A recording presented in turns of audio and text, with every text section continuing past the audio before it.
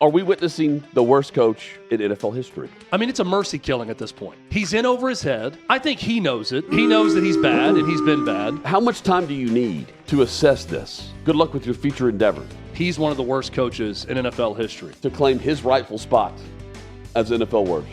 Who might that be? We've seen a lot of good football. We've seen a lot of bad, too. A lot of bad football. And that bad football, it's not just the winless Dolphins. They, let's see, Mike McDaniel comes to mind as one of the worst coaches right now in the NFL. It's not the Giants. The Giants also lose, and Brian Daboll is on the hot seat. No, you say there's another coach that has reached out and snatched the brass ring away from the other terrible situations to claim his rightful spot as NFL worst. Who might that be? Brian Callahan makes Mike McDaniel look like Tom Landry. I'm not overstating this. I am going to make the argument that Brian Callahan is the worst coach in the history of the NFL post one or less season division. Someone who's been given a second season as the head coach, he ranks right up there. We'll get into losing percentage. I'll get into some of the other candidates as well. But first, let me get into why I believe he's one of the worst coaches in NFL history. And there's really two moments to point to this season so far. One is post-game after the loss to Denver. The guy doesn't know what a catch is. He doesn't know that a body part other than the hand equals 2 feet. And he talked about the elbow and needing to get another foot down. Clearly didn't know the rule. Comes back the next day. Hey, falls on the sword and said, I misinterpreted the rule. That's on me, my bad. And then 90 seconds later is pressed again about it and says, guys, I know the rule. I just misspoke. Well, which is it? You're both misspeaking and misapplying rules during the game and hurting your team's chances of winning. Second moment, I knew that Brian Callahan's one of the worst coaches in NFL history, is I'm sitting at home here outside of Nashville, Tennessee, watching the Titans play as everyone in Middle Tennessee is unwillingly subjected to every single Sunday. They have to watch that game. My God, I wish CBS would cut away to go to anything else other than this Tennessee Titans team and this horrific product they're putting on the field in front of almost no fans of their own. And by the way, I will raise my hand and say, I get it, Titans fans. I wouldn't pay for that shitty product either, especially with what they're putting out there on the field. And yes, it does start with ownership. But ownership made the decision to hire Brian Callahan, who late in the first half of the game, Titans are trailing 17-6. They get a break, a little bit of momentum. The game started poorly. Your rookie first overall pick throws a pick six on the third play of the game. You got a chance to get some momentum. Colts miss a field goal. You're moving it a little bit. You run with Tony Pollard. You get it to 4th and 1, and then you have to deliberate about what you're going to do. First off, there's no deliberation. Go for the first down. I don't care how good your kicker is from distance. It's 17-6. You have nothing to lose but your own self-respect. And you also have to lose the respect of a locker room. What is the message you're sending to who you hope is your alpha rookie quarterback and your offense when you say, yeah, we can't get a yard, we're going to attempt a long field goal and try to make this an 8-point game before the half with 40 seconds left or whatever there was left in the half?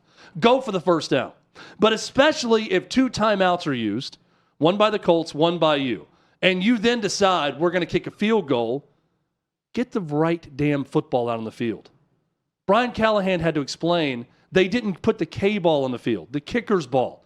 And that's why they had to get a delay of game. A delay of game that cost the team 5 yards and the made field goal. Because if it's 5 yards closer, it was close enough where it would have gone through the uprights, and it would have been a 17-9 game. Instead, they miss it. The Colts go down, kick a field goal. They extend their lead. They get the ball to start the second half. Your team completely wilts, has no energy, no life, and you get blown out of the game. And then to explain it, well, operationally, we didn't get spare me the excuses at this point. That moment at halftime leads to this from Titans fans as Brian Callahan is greeted on his way to the locker room.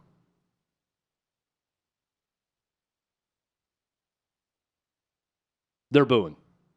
The fans are booing. Can't hear it, but they're booing. The fans are booing on the way to the locker room. Yeah. That's what happened. So I'm in the tunnel at this exact moment. Yes, and you saw it. Yeah, I did. I'm right. Yeah, you can see 31-9 right there. They're lighting into it. They weren't the only ones.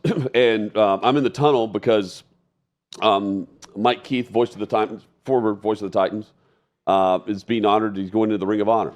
That was about the only cheering that they had at that point. And, well, the boos were raining down as the ownership group, and Titans controlling owner Amy Amstruck is down there as well. She's hearing it all. And, no one's pleased with this, including Amy. But, Chad, from our vantage point, the end of the half issues took place where it's in a blind spot from that corner tunnel. And so all the booing's taking place, and I'm thinking, well, there must have been a call that was wrong because, we were up, we had to come down through the corridors. We missed a big chunk of this sequence that you're seeing. We could play this again. But I'm thinking, what is going on? I thought they were booing the officials that you saw on the screen. No. They're booing the players. They're booing the coach. And they let Brian Callahan have it. I mean, F-bombing him, get out of here, go, resign, stop, hand over the play calling duties, all of it. And it's fair. It's all fair. And by the way, the boos pick up and intensify as Callahan gets closer and closer. Here he comes, right here. As you're going to hear it. And so the chance. Yeah. These boos are directed at Brian Callahan more than anyone else. And it's a lot louder than that. Yeah. Let me say that. So. And the big leader of the team, Jeffrey Simmons, is screaming at the fans to stop booing and getting into shouting matches with fans. He's dropping another video. And stuff. Yeah, he needs to be traded. The Titans suck. Chad, let me go back to a couple of things. First, the kicking ball. That is on Brian Callahan. He left his offense on the field because he couldn't make up his damn mind. So if the offense is on the field, guess which football is going to be out there? The football that is used for the quarterback, not the kicking ball. So that's number one. Figure out which ball you want to use by getting a play in. Second, how much time do you need to assess this? To me, it just looked like he's asking for someone to convince him in his headset what to do. He's talking a lot in the headset, going back and watching this. That's not the sign of a head coach. That's not the indecisiveness of this is what makes it so bad because we've seen this before. Players want to be in control of their own personal outcome of their career. The worst thing that a coach can do is interfere with any perception that the player thinks is out of his control and determining whether or not he's going to have success on a Sunday, on a season, on a contract, whatever it might be. And if your coach isn't going to me, it's the rule book and situational football are the two areas that the players will adamantly say, that's where the coach really plays a huge factor in what we do, win or loss. And, Chad, in this case, does it help them win or lose? No. The Titans can do that on their own. They can do that with any coach. But it comes down to, is this part of the solution? Is Callahan part of the solution? And the answer is no. He's adding to the problems that he inherited. He's not improving. He's not finding solutions. He's not part of the answer as to why you can say they're on the right path. He's also hurting the quarterback. And, again, I think any coach would be in this situation because they can't block. They do not have an offensive line that's worth anything when it comes to consistently being able to get in front of the defensive lineman. You're right. He's hurting the quarterback, but he's tried two different versions of play calling for him. They average and push the ball down the field with more air yards than any other offense in the NFL in week one. And these past 2 weeks really, deke and duck and little screens, those aren't working either. The quarterback's throwing pick sixes. So pick your poison on what hurts the rookie quarterback.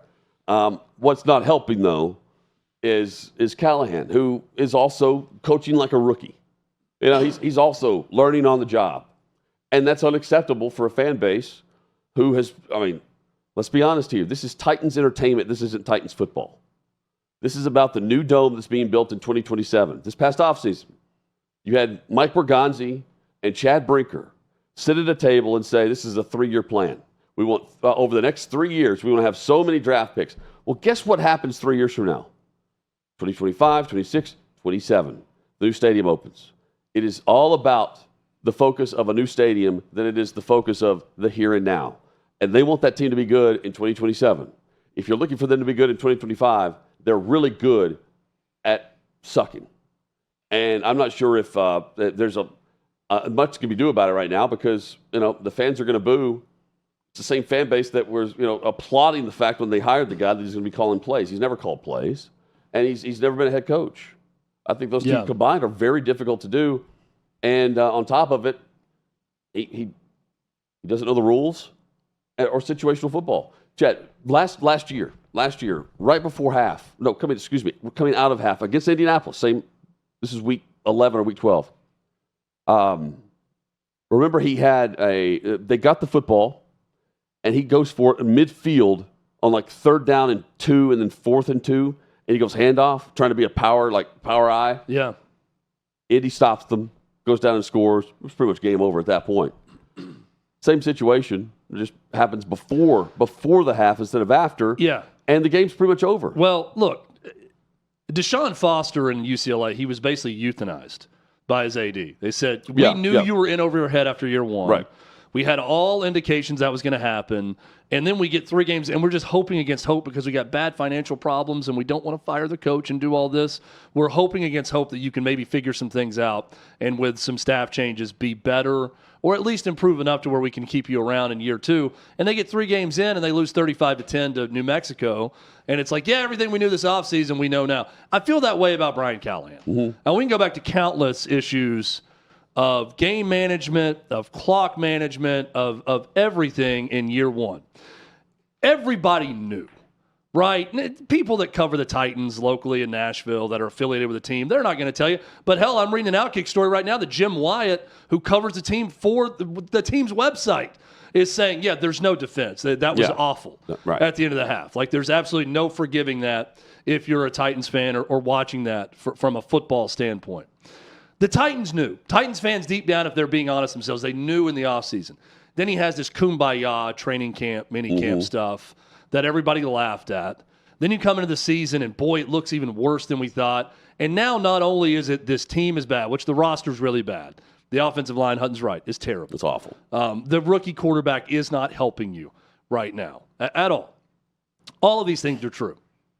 In the NFL or in college football, or really on any sports team, but especially in the professional ranks, you cannot be seen as a guy that's a detriment to ever doing anything successfully for your team. And that's what Brian Callahan is right now. It's time to euthanize the guy the way that Deshaun Foster was. I mean, it's a mercy killing at this point. He's in over his head. I think he knows it, honestly. He does. He got to. He knows that he's bad, and he's been bad. It is time for Amy Adams Strunk to do the right thing and admit another mistake, and she's made way too many of them. And a lot of them comes with this entertainment package of the Titans and getting away from ball and football. And when I see Burke Nihill, the one introducing Mike Keith, I'm thinking, where's the owner here? Where's the general manager that's a part of this, the football side also?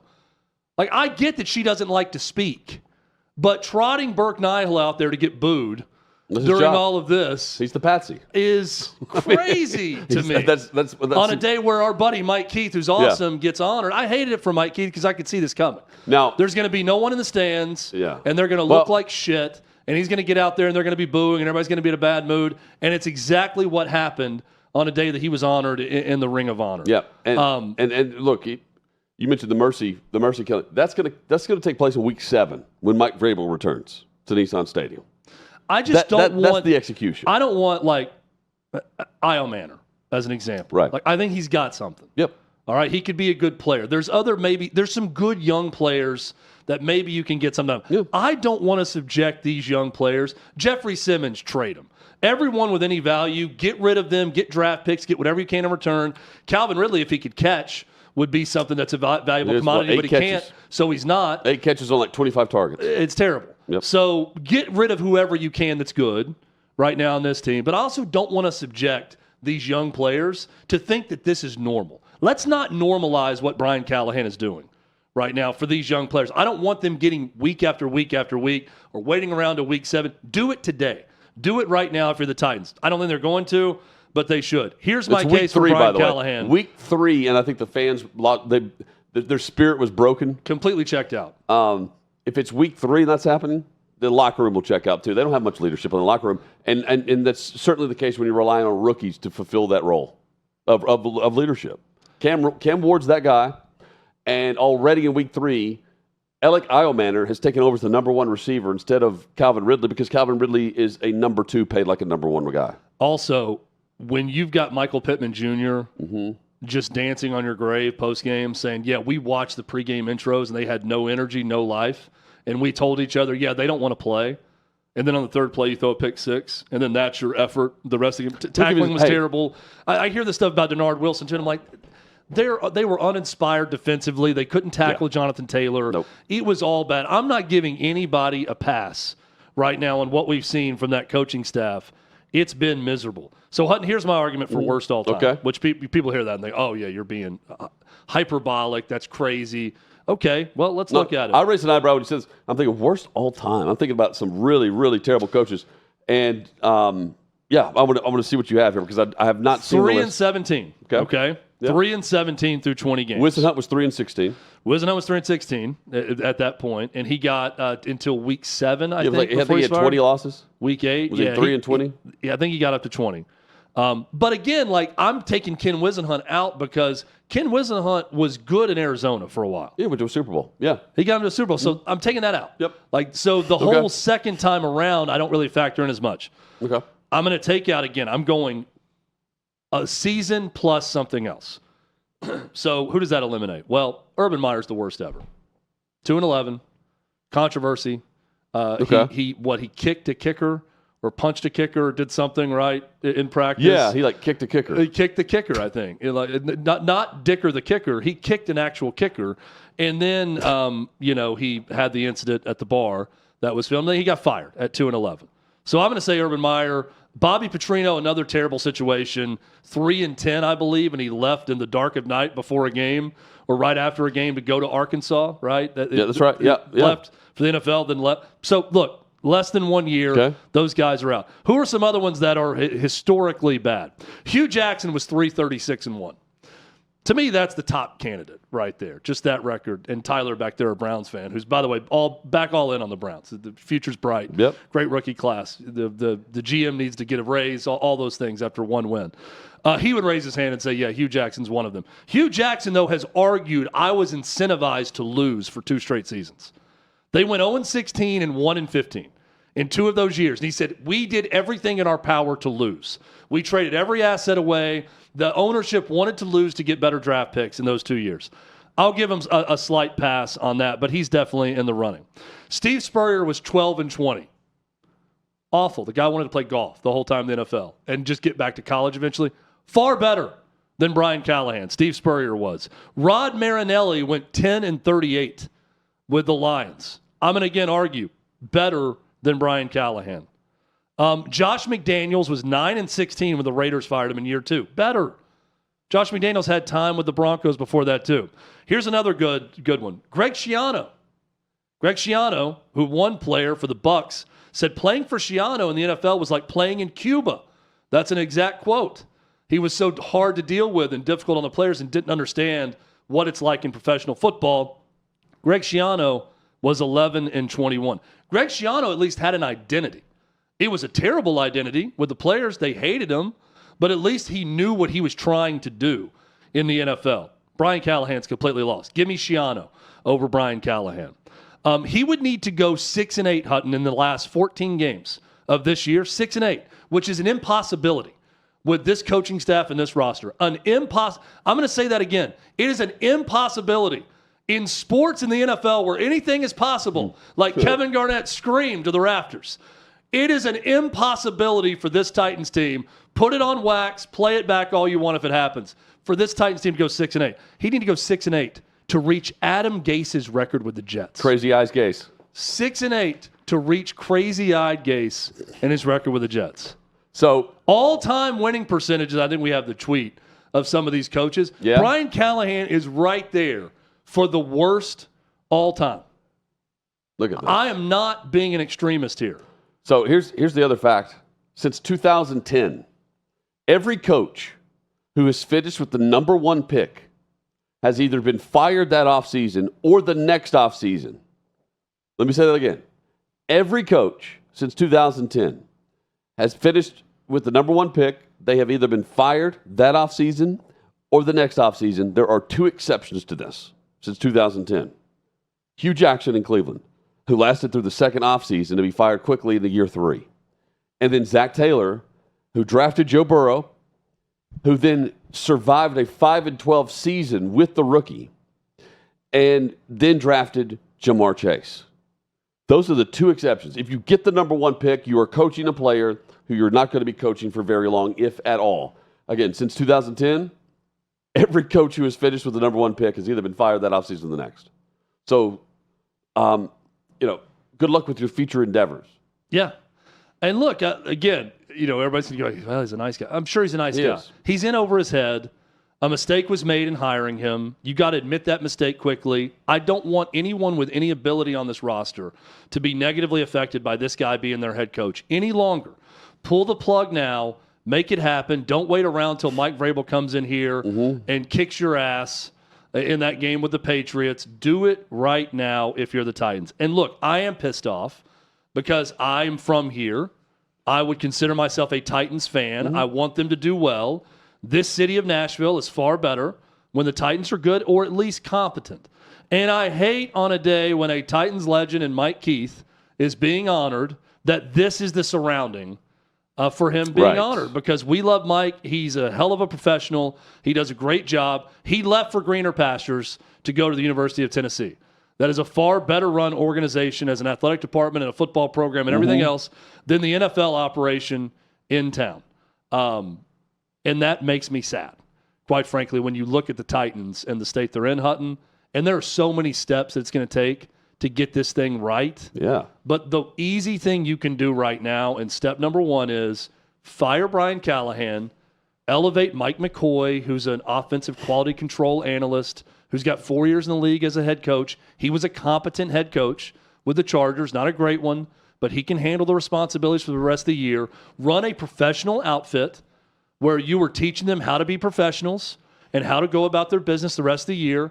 Go 1-16 or whatever you're going to go, or 2-15, which is probably going to be the record this year. Have the number 1 pick again. Trade back and get a boatload of picks, or do whatever you need to with that number 1 pick, or draft a tackle.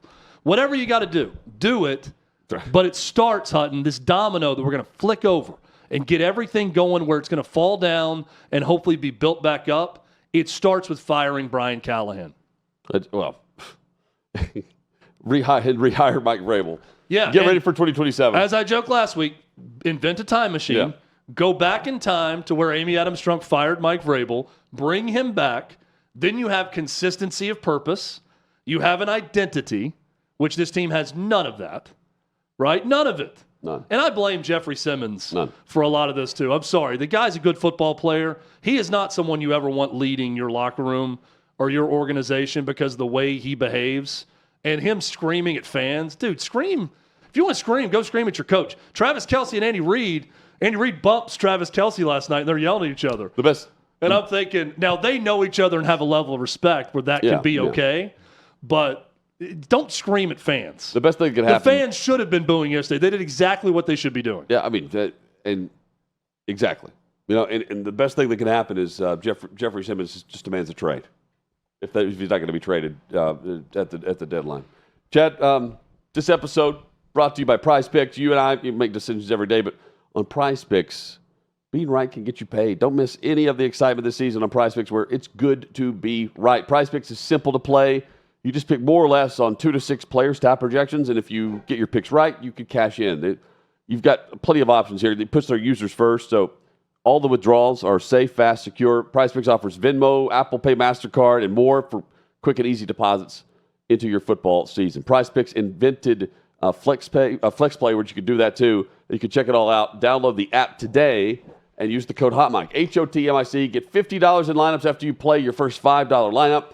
That's code HOTMIC when you get $50 in lineups after you play your first $5 lineup. HOTMIC is the code when you download the PrizePicks app. PrizePicks, it's good to be right.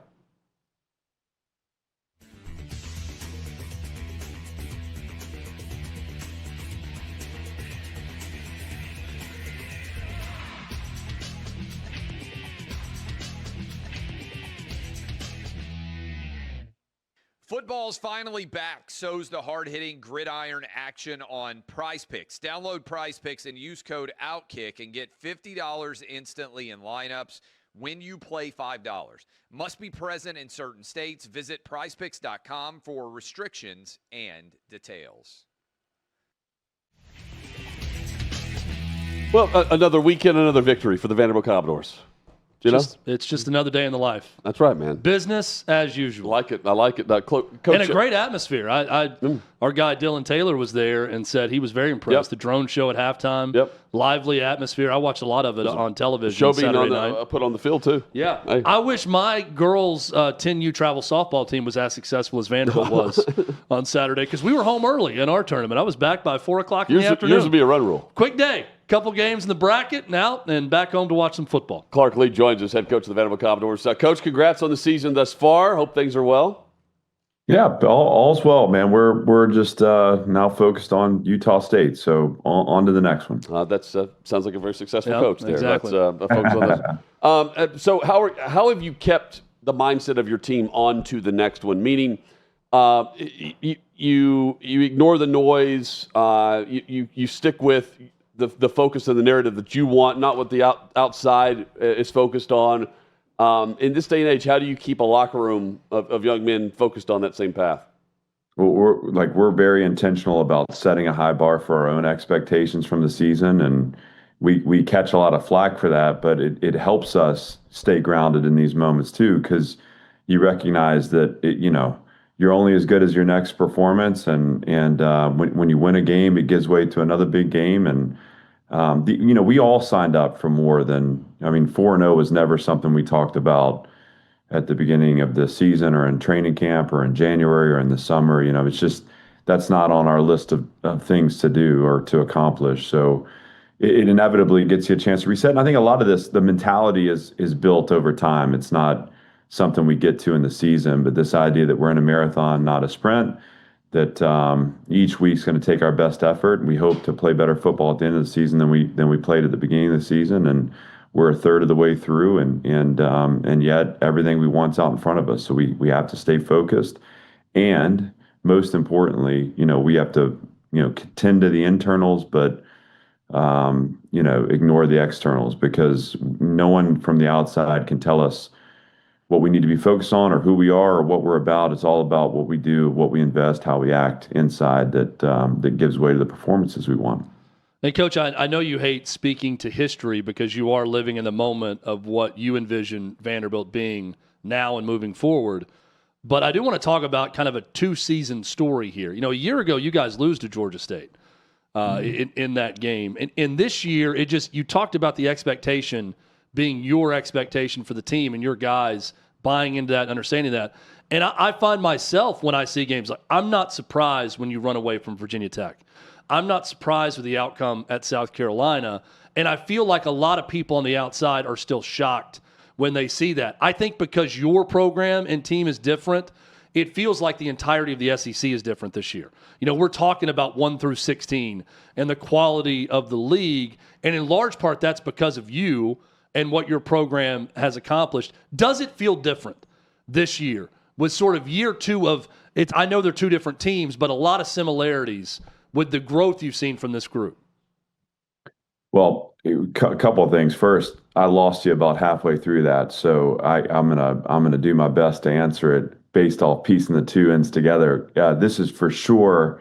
And look, our internet's a little unstable here, probably because the construction's ongoing outside, which just will continue to enhance this fan environment, 1 week at a time. Yep.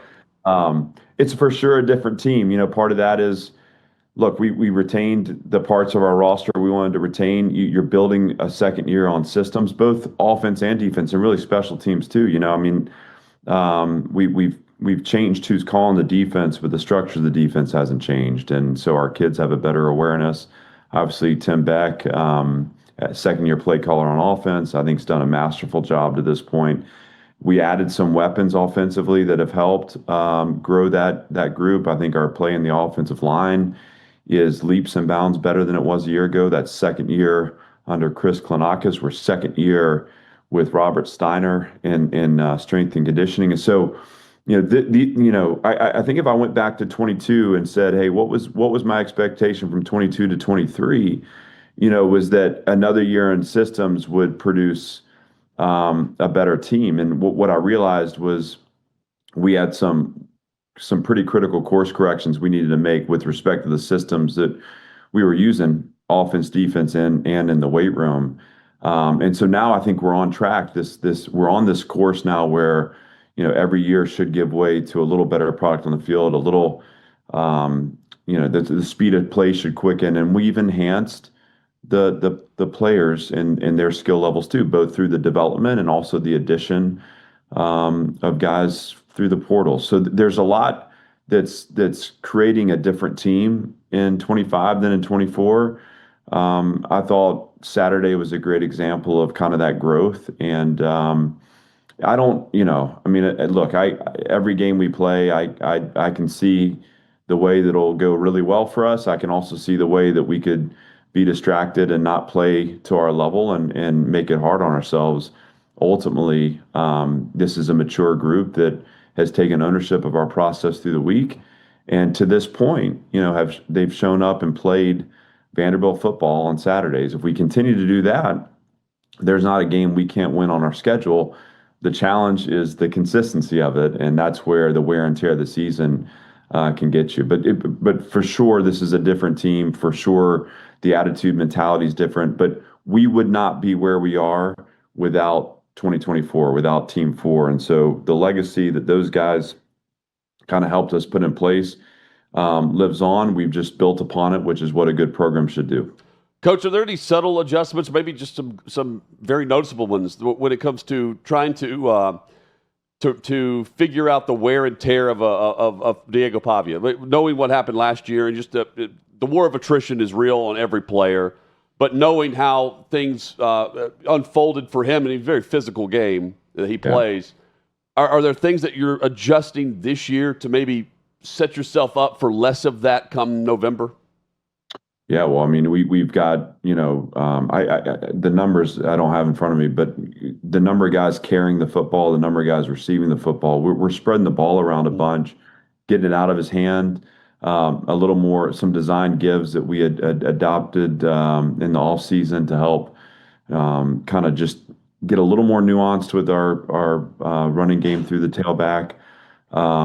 And we're pass protecting better too. I think we've created a cleaner pocket for him, which is allowing him to create, but also taking hits off him. And then we've been able to get him out of the game a couple of times this year too, which I think there's no better way to help him sustain than taking the snaps off him. So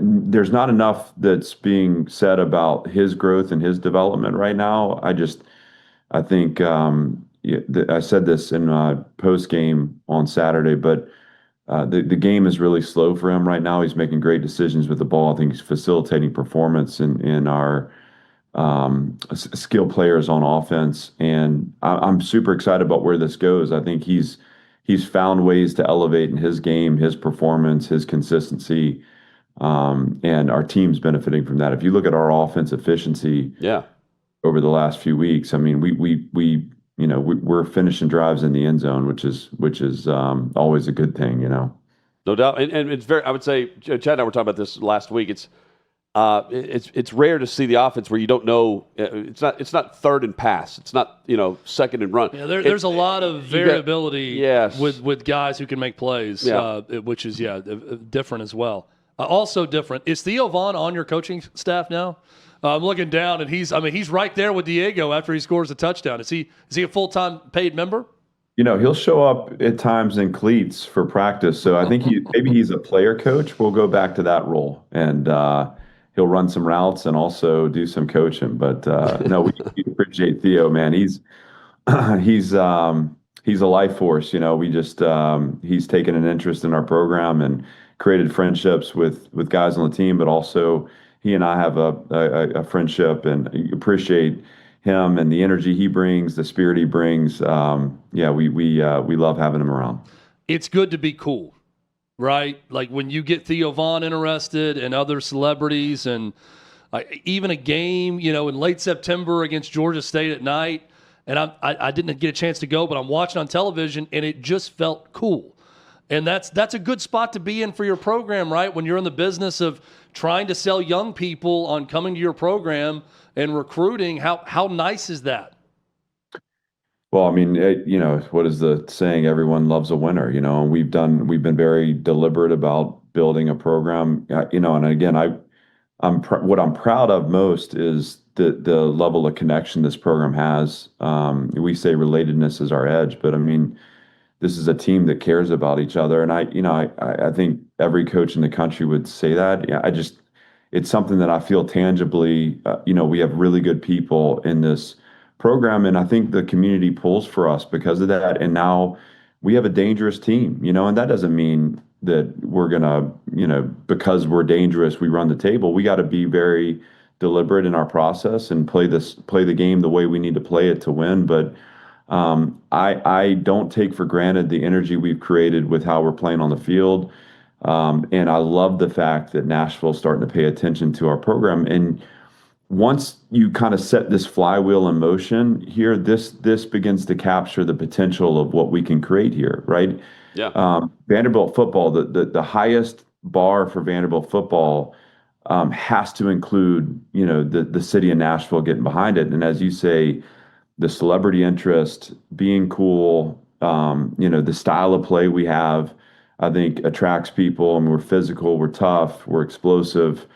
And I think honestly, the city of Nashville is a tough place too. This is a gritty community that wants to watch football a certain way. And I think right now we're putting that on the field for them. And so I hope that we can continue to do that so they can continue to show up. And it's been a lot of fun. And because of where we are, we have that opportunity to reach into the music scene. Obviously, with Theo and Nate Bargatze, we have a good comedian contingency. Willie Geist was with us on Saturday with his family. It's great to have him around.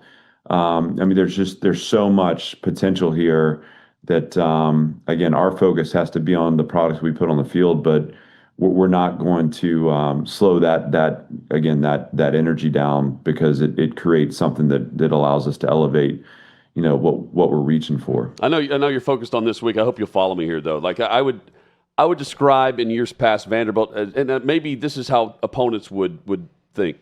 They're a threat to keep us out of the college football playoff. And now I look at it as Vanderbilt is a threat to get into the college football playoff. I think you know where I'm going there. I'm looking at the schedule. You know how momentum works across the country. If you go 5-0, you're at Bama. You win that game. Diego Pavia is being mentioned for Heisman, and then it's a snowball effect. You're not the potential pitfall for the candidates. You have potential pitfalls now. It would be right on the schedule. That's where you're at. I mean, that's credit to you, your program, and the players, and Diego, and everybody. But it's not just Nashville doesn't want just a winner. They want a winner who continues to raise the bar. That is how you do it. And you're intentional about thinking down the road. There's no doubt you've thought about this. Well, this team has set goals to play into January. I mean, we talked about playing 17 games. Then that's language that we don't have to like. It's not like we're yelling and screaming it. I mean, that's how we communicate with one another. The discipline part of this is that you got to stay in the present. You got to live in the now. You can't hold it too tight. You can't allow one result to knock you off course. So we have to be a resilient team. At some point, we're going to disappoint ourselves. I mean, it's just inevitable. That disappointment could be in a sloppy win. It could be in a runaway loss where we have to allow it to galvanize us and keep us heading in the direction we want to go. But inevitably, the season challenges you. And so far, we've been able to reset each week. So far, we've been able to elevate our performance on the field. So far, we've been able to keep the long-term goals we have for this team within reach. And it's a week-to-week process for us now. But all the things you speak of, and part of that is that external noise that gets created, and sometimes that can be when you give too much attention to it, you start to again hold it too tight, and it takes you from the now. We've set our goals, we've set our piece about where we want to be. now each week is a new climb, and the goal is the evolution of the climber. So how are we improving? What are we learning about who we are and where we are and how we get better? I think Georgia State helped teach us, a lot of things about our team, both good and places where we need to improve. And we have a Utah State team here that is, coached by Bronco Mendenhall, who's a friend of mine who I admire. Nick Howell's on his staff. There are a couple of guys on that staff that have been with us here at Vanderbilt. And so this is a team that's going to be designed to challenge us in ways that we'll learn a little more. But what we know to be true is if we show up and play the right way, play Vanderbilt football, we're going to have a chance to get the result we want and keep stacking the kind of positive momentum you speak about. Yep. It's all about our focus in the present. Chris Lowe from On3 reporting the 3 annual opponents for the SEC, each team starting next year. I know official word coming out tomorrow, but we've got the 3 annual opponents for Vanderbilt. It's going to be Auburn, Tennessee, and Mississippi State. Just curious, Coach, how much input do coaches have when it comes to that with the league office, with your athletic director, about what annual rivalries or what games either make the most sense or most important for each program? Well, I mean, the fact that I'm learning that from you tells you about how much influence. You want to hear the 3 again? It just came down about an hour ago, so yeah, you probably would just now hear from me. For Vandy, it's going to be Auburn, Tennessee, and Mississippi State every year for the next 4 years, and then the other 6 opponents will be determined every other year. Yeah, I'm not sure how they've the system. I know there's all kinds of algorithms and formulas and all that.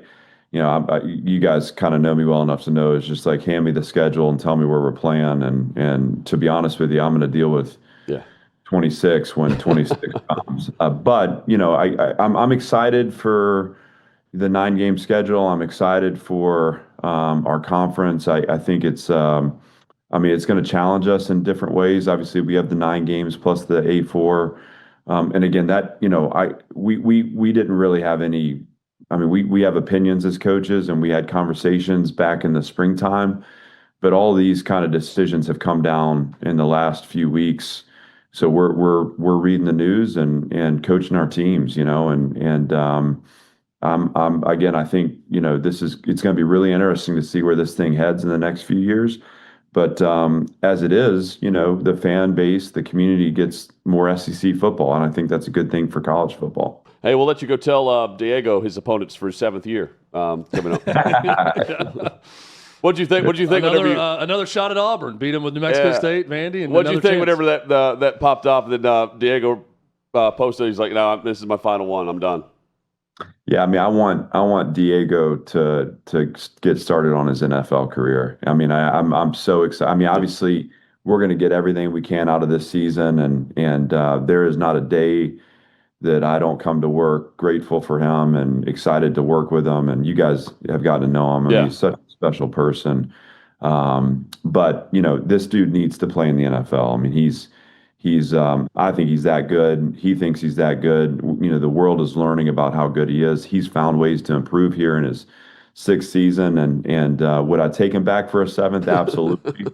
Yes. But I want to drive him to the draft and hear his name called and watch him go take that league by storm too. No, that's why players want to play for him.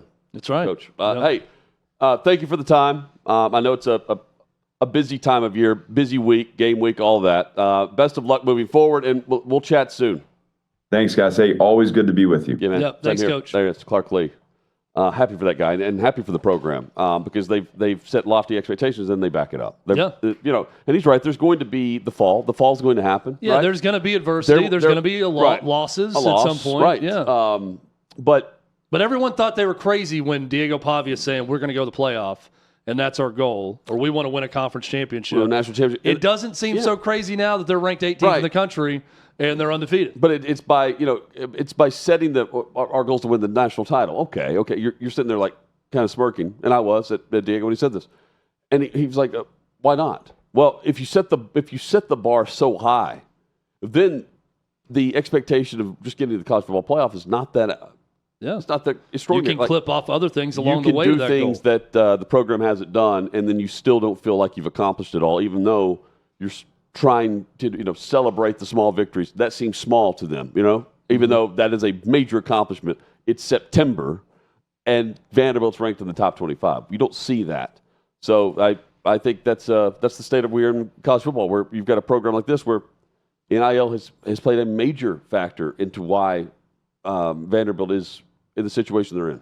It's always good to break news to a coach, too, about his future schedule. Yeah, I know. That was about First time hearing about this. I wonder if you see this again. Yeah. So is there any Tennessee's opponents? Do you have those? Yeah. Vanderbilt. Tennessee's going to play Vandy, Kentucky, and Alabama. Okay. So no Florida. They got one of the breaks, I would say, if you're looking at this up and down, just historically. Mm-hmm. Alabama's got Auburn, Tennessee, and Mississippi State. So Auburn and Tennessee were no-brainers. Okay. Florida's going to play Georgia, South Carolina, Kentucky. Makes sense. All old SEC East rivals. Tennessee, Florida going away is a big one. That's not going to be. I'm just curious. Texas going to have Oklahoma. Texas got A&M, Arkansas, and Oklahoma. Okay, so the old rivals. A&M gets LSU, Texas annually, that's and tough. Missouri. Which, not easy. The full schedule will be released tomorrow on SEC Network. But man, our guy Chris Lowe scooped all of them. Yeah, man. I'm thinking if you're ESPN right now, you can't be happy about that scoop. Because he just left. He just left ESPN for On 3, and it's not a partner. It's not a network partner that's releasing it. Can't be happy.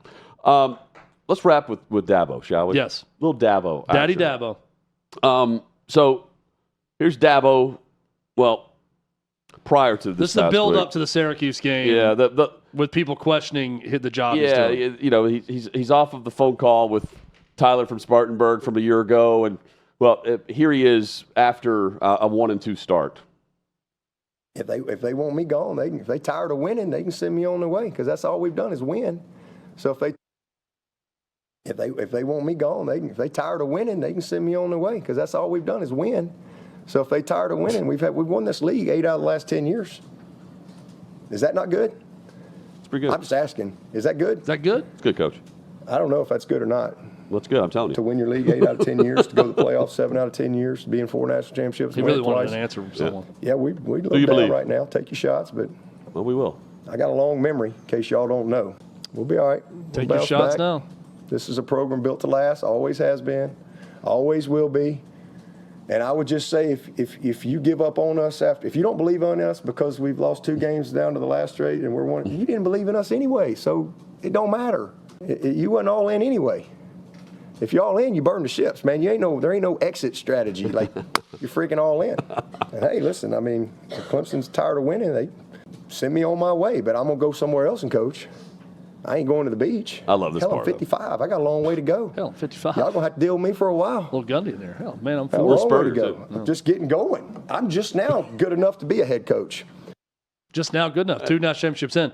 Just now good enough to be a head coach. Very different, Dabo, after a 34-21 home loss to Syracuse, where they came in as a 17.5-point favorite. See if you can tell the difference between the Dabo we just witnessed and this Dabo on Saturday.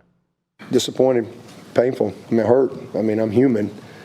I'm not a cyborg. This is my life, man. I've been here 23 years. I love this place.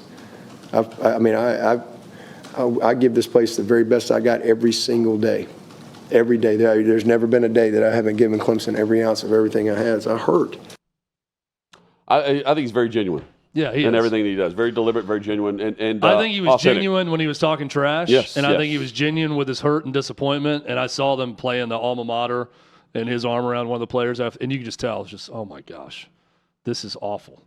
1-3, no answers, possibly 5 first-round draft picks on that roster. And they just have no juice, no rhythm on offense. Chad. Their defense has left a lot to be desired. I picked them to win the title, man. Yeah, I picked Kate Klubnik. I picked Kate Klubnik to win the Heisman. Not going to happen. Neither one of those things are going to happen. When you mentioned the NFL talent, they're stacked with talent. But individual talent. I'll also say this: he is genuine, he is honest. But when you go on a rant like that the week of, and you show up on Saturday, and you get your ass kicked by Syracuse. Sure. You are deserving of every bit of criticism from the outside you're going to get. And he's going to get a lot of it, that he's washed up, that the NIL era is not for him, and all of this. and he's a really good coach, and he's been one of the best in America for a while. Well, and I think he's still a good coach, but he deserves the criticism right now. When you open it up with that and start reciting your resume, and then that happens, you're going to get criticized. We shouldn't even say we know he's still a good coach. Yeah. And if he were to leave and be hired elsewhere, it would be celebrated as one of the best hires that a program could have ever made. He's legit. But now we see how this team rallies behind the ethos and the program that he built. They got a week off, and then they travel to Chapel Hill, North Carolina, to take on the Tar Heels. Well, a lot of people are going to pick Carolina that game because they've seen Clemson fall. Yeah, and this is when they go on the redemption tour. It's a Dabo and his way against Jordan and hers. Here we go. Jordan Hudson. That's 11 a.m. kickoff too, by the way. Well, everybody thinks they know rock bottom, and they think this is rock bottom. Here to tell you, it can get worse. It could get worse for Clemson this year. I thought you were going to make a Missouri joke. Yeah, about rocks. I mean, let's wait till the end of the year. There's some programs it could get worse. like You're right. big time programs. Florida, it's another one we'll talk more about tomorrow. Florida State last year. Yeah, Florida could get a lot worse. Wisconsin, a perennial solid to really good program for 25, 30 years. Hello, Maryland. They could be 2-10. Yeah. I mean, this could be some true rock bottom type record seasons for some teams and programs that have been very good. We are back at it tomorrow. That's tomorrow, Tuesday edition, right here for Hot Mike with Danny Withrow, 11 a.m. We just got to the tip of the iceberg today. We got a lot. I know. We just scratched the surface. A lot of depth in the ice. It's like that we're going to get to. We start the show and then the show's over. Yeah. Just boom, boom, boom, boom, boom. Speaking of the show, check us out on YouTube, the OutKick Hot Mike YouTube channel. Clips, highlights, and more available, as well as at OutKick.com. Catch you tomorrow.